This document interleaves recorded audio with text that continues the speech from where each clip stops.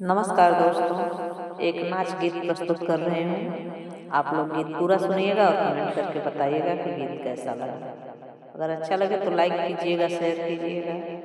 मेरे चैनल पर नए हैं तो चैनल को सब्सक्राइब कीजिएगा। अपना प्यार दुलार और आशीर्वाद दीजिएगा। आइए सुनते हैं इस प्यारे से नाच गीत। ई फुलवा कहाँ पाए यार से जरिया पे गम गम गम के। ई फुलवा कहाँ पाए यार से जरिया पे गम गम गम के। ई फुलवा पाए धना तोरे नैहर में।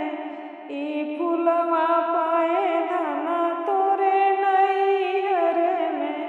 तेरी मम्मी ने दिया मुझे दान से जरिया पे गम गम गम के।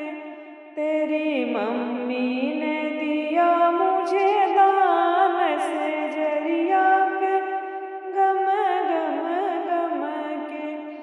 ई फुलवा कहाँ पाए यार से जरिया पे गम गम गम के।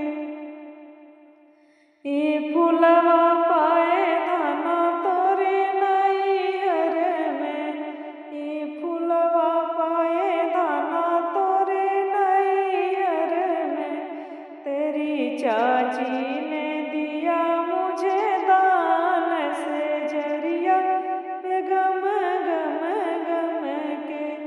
तेरी चाची ने दिया मुझे दान से जरिया पे गम गम गम के। ई फुलवा कहाँ पाए यार से जरिया पे गम गम गम के। ई फुलवा पाए धना तोरे नैहर में। ई फुलवा पाए धना तोरे नैहर में। तेरी भाभी ने दिया मुझे दान से जरिया पे गम गम गम के। तेरी भाभी ने दिया मुझे दान से जरिया पे गम गम गम के। ई फुलवा का